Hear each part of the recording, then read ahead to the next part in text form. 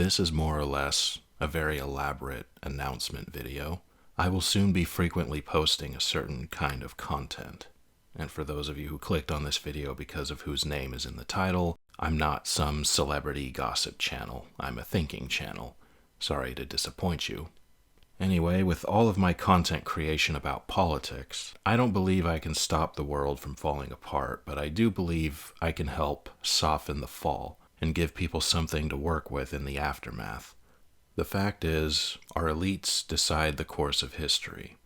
I will never be one of the elite, but there are still some things that us non-elites can do in the meantime to make things better as they are getting worse. The crowd may be walking toward a cliff, but that doesn't mean you have to follow them. So what will I be doing with this channel for the foreseeable future, in addition to my other content? I'm going to be posting somewhat frequently about women. This is not for women, it's for men. And that's the important takeaway with all of it. Men need to learn. They need to learn to control their lust. They need to learn to make fewer reckless decisions regarding women. And men need to become less subservient to women in any way. Women need to be guided. They need to be led. They need to be ruled. They need to be taken care of. As a man, if you're not prepared to rule a woman, don't get one. If you're not prepared to take care of a woman, don't get one. If you're not capable of leaving a woman, regardless of the memories you have together, then don't get one. I'm going to tell you two stories, one of which you already know, the other you don't. And I'll start with the story you don't know, one of my own stories. I've been in several relationships, but it was only in my most recent relationship that I had a masculine, non-egalitarian approach to the relationship. Her name was Kendall. When I first met her, I of course thought she was attractive, and I noticed she was hardworking, but I saw a sadness in her eyes. A truth about me that I probably shouldn't divulge to the world is that I have a weakness for women who seem like they have a broken wing. Attractive, hardworking, broken wing. At first sight, Kendall checked pretty much all of the boxes. By this time in my life, I had sworn off women for about the third time, but once again I thought, well, maybe this one's different. Like I always do. I'm always wrong when I think that, as you're about to find out. Kendall lived with her aunt in a filthy house. The air within that house was borderline poisonous. I was told that most of the people in that house did drugs. Kendall did not, and she took a lot of pride in that. She was also the only person in that house who had a job.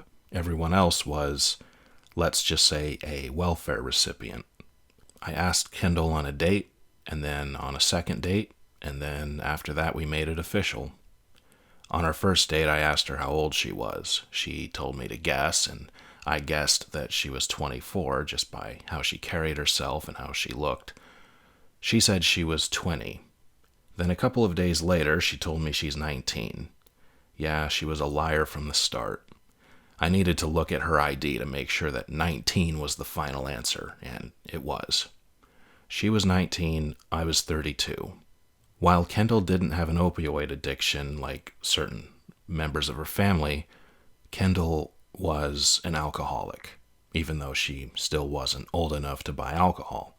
She was addicted to nicotine via vape pens, and she hardly ever ate, so she was very skinny. She said she wanted to be a mother.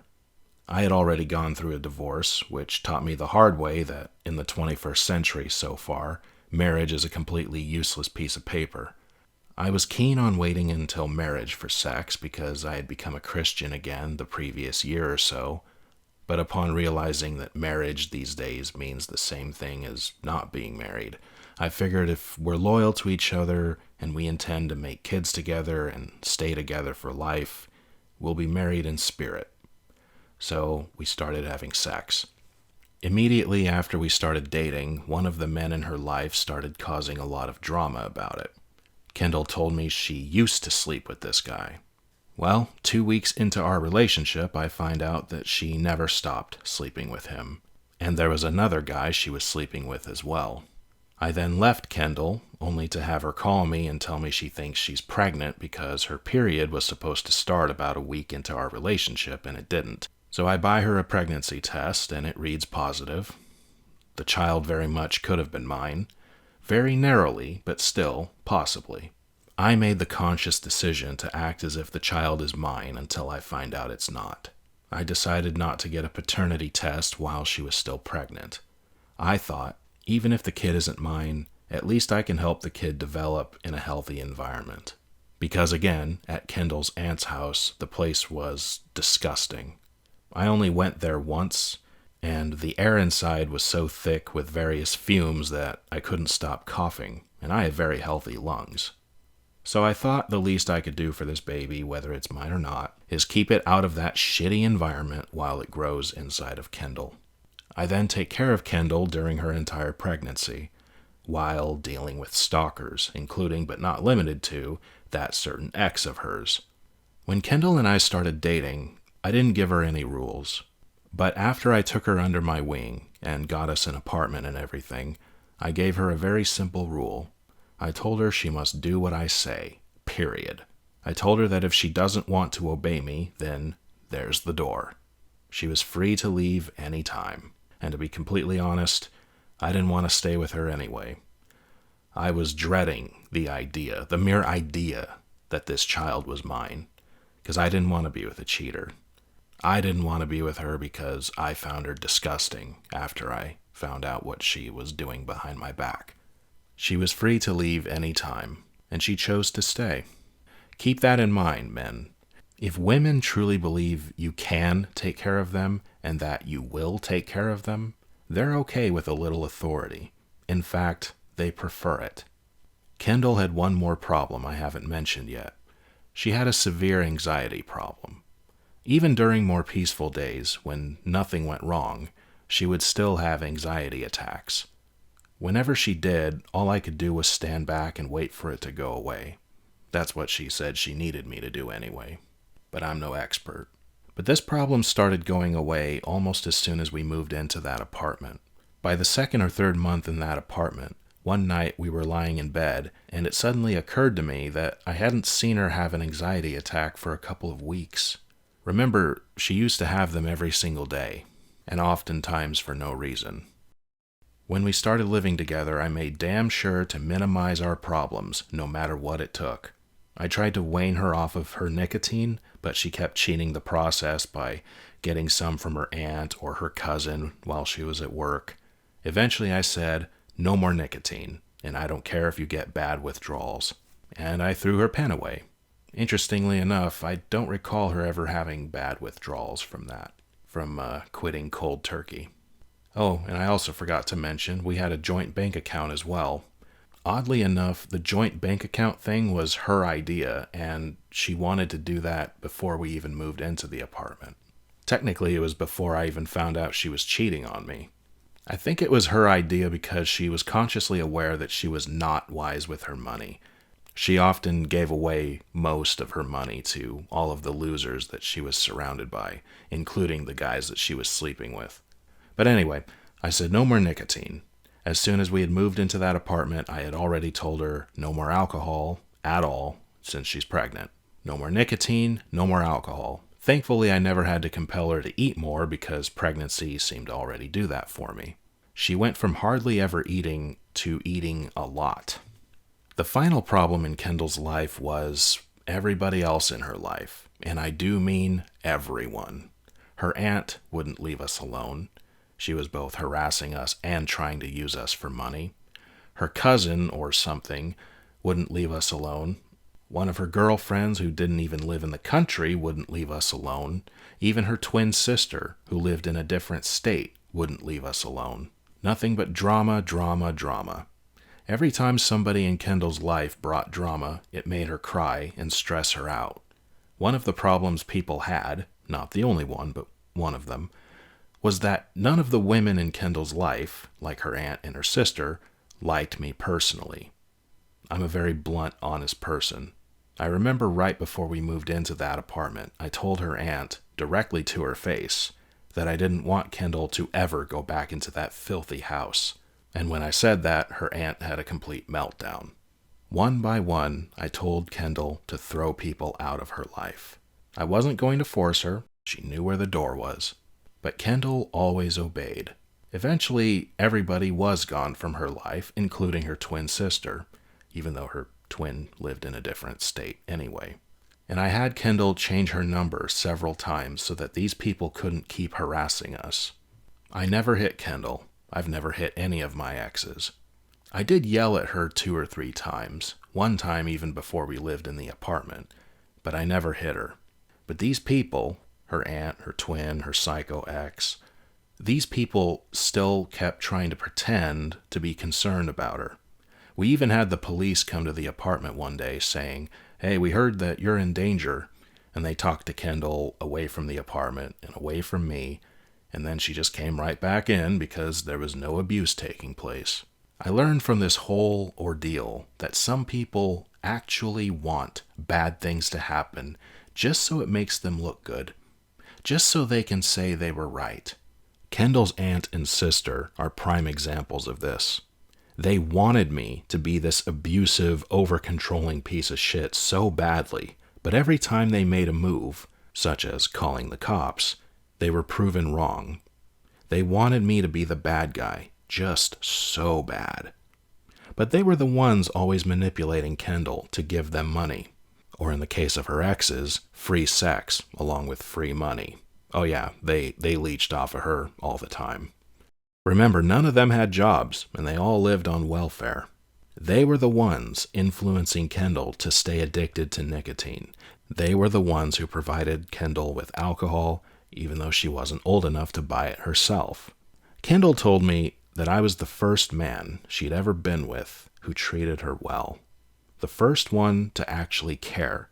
The first one to actually take care of her, to actually protect her, to actually guide her and lead her. Well, about 7 months into her pregnancy, one day Kendall tells me that a bunch of water just came out of her in the bathroom, and less than 24 hours later, she gave birth to a baby boy. And from the moment that baby was born, I could tell it wasn't mine. For the next 2 weeks, I still drove Kendall to medical appointments regarding her newborn, and still helped her take care of him at the apartment. She insisted that I was the father, and I knew I wasn't.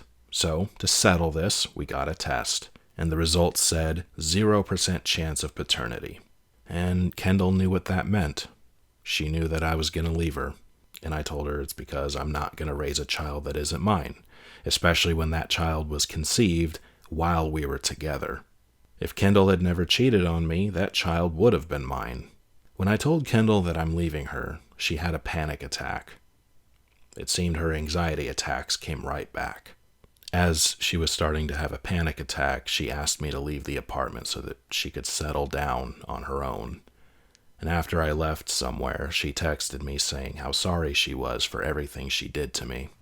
Before I left her, I gave her one final order, and that order was to move in with the better side of her family. Everyone on her mother's side of her family was shitty, but according to Kendall herself, her father and his side of the family were good people. So I told her to make the journey out to where they are and stay with them. The last time I saw Kendall was right before her father took her to live with him. She started crying and asked if a hug would be too much to ask for. I gave her a one-armed side hug. That was the best I could do because that's how done I was with her. And I haven't seen her since. Before that last day, I told her to never contact me again. And that's the story of Kendall. There is a natural order when it comes to women. Women are supposed to always have a man protecting them, and not just any man, but a specific man. From when they are born and growing up, the man protecting them ought to be their father. When they have grown up, the man protecting them is supposed to be their husband. When they're old, they're supposed to be protected by their sons, most of all their eldest son. And obviously there's a bit of crossover with all of those. If men always did their job, no woman would be broken beyond repair, because she would always have a man to be her strength, to be her rock. Sometimes death arrives too soon, and fathers or husbands or even sons can't be there as long as they should have been. But when men are still alive and still around, they have an obligation. Women are meant to be guided, to be led, to be ruled. And they all want that. They may act like they don't. They may act like they value independence. But experience with women will teach you otherwise. Every woman's feminism flies out the window if they're with a man who can take care of them, and does. Feminism, when you really think about it, is the ultimate shit test. And men have failed this shit test. Now take someone who's had it all. Someone like Lindsay Lohan. She had a complete family. She had fame. She had wealth. But at this point, what has Lindsay Lohan become known for? Her problems. Even though her mother and father were technically always in her life, in many ways, they may as well have not been. People, especially women, don't become that broken when they've been properly taken care of by the man who should have watched over them most. Why did I choose to talk about Lindsay Lohan? Is it because she was my biggest crush when she was younger? No, it's because she actually improved. She improved drastically. And even more important than that, what matters to me is the reason she improved. She became a mother. She became a mother and a wife. After years of partying, hooking up with nearly every famous man in Hollywood, and doing drugs and being an alcoholic, she turned it all around. I can't find a quote of Lindsay Lohan ever saying that she always wanted to be a mother, but I'll deduce it anyway. I think she always wanted to be a mother. Despite everything she's known for, I don't believe that's who she ever truly was, deep down. And despite everything I've heard about her and learned about her through research, I've never heard anyone accuse Lindsay Lohan of being some pathological liar or even a cheater. She's done a lot of self-destructive things, but I've never heard of Lindsay Lohan betraying or destroying other people. I've watched Oprah's 5-hour-long documentary on her, the one that was made about 11 years ago, and I'm even more certain now that she has never been someone who hurts other people, just herself. I think she has a beautiful soul. I really do. Her problem was that her father wasn't her rock. He wasn't her strength. She wasn't taught how to find a good husband. And when people, including men, don't know what they're looking for, that's when people usually turn to satisfying the senses.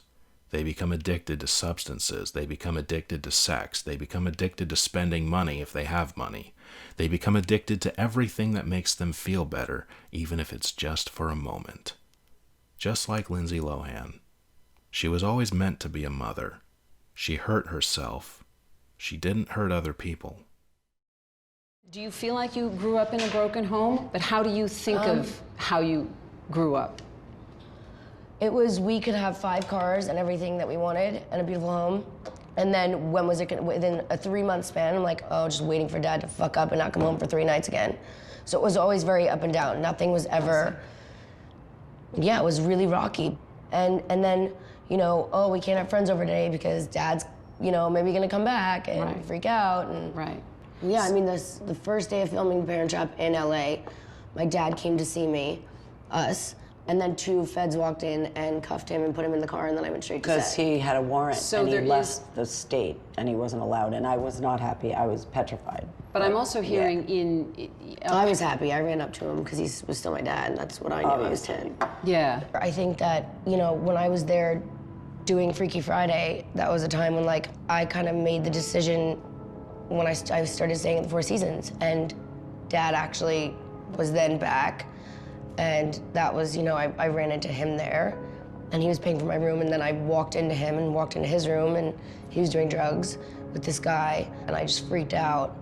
Do you feel that you weren't ready to be in LA at 18 on your own? Probably not.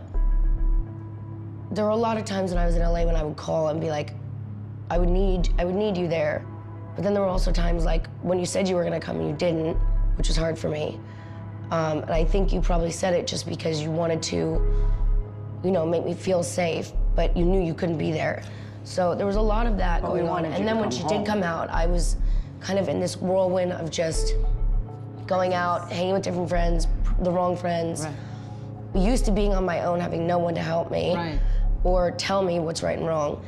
Like I didn't know how to manage Right. family, life, Right. and then just, It's a lot at 18. yeah, I didn't know though. But I was Fighting. also angry too. Right. Like I didn't Sure. even, I was just angry. Well, you were a teenager. You're Yeah. fighting. No, I totally. But I needed a mom.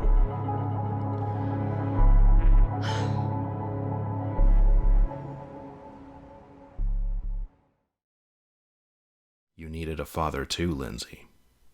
But she has her rock now. She is happily married, and I couldn't be happier for her. Finally, someone to stabilize her mess of a life. Honestly, if you didn't come from money, then all of a sudden at the age of 11, you get hand-selected by a mega corporation to become one of the faces of their brand, how do you think you would have ended up? At the age of 11, you make more money than your parents have ever made. Lindsay Lohan was chosen by the gods of the business world to become rich and famous when she had these two for parents. Of course she didn't know what she was doing. Of course it was going to take many years for her to figure out what she's doing. The final thing I want to say is, most women never change. And on the rare occasion a woman does change, she will still likely never heal. Lindsay Lohan fled her homeland. She had to run away from America just to emotionally survive. She ran away to Dubai, and she is still living there to this day. Of course, Dubai benefits from being an absolute monarchy, and you know how I feel about that. But still, it shows that Lindsay Lohan never truly healed, because she's still there. Her husband rescued her from herself, her son rescued her from herself, but she still hasn't healed. This is the fault of men. She was failed by men. I do believe she is a good person. She's talented, and she's still gorgeous. She was failed by men. I'm glad she was eventually rescued by one. If only she had found him sooner and protected her from herself and her bad parents. Someone to be a little authoritative, draw lines in the sand. It would have made a lot of people unhappy, but it would have protected her, would have shielded her from countless things that nearly destroyed her.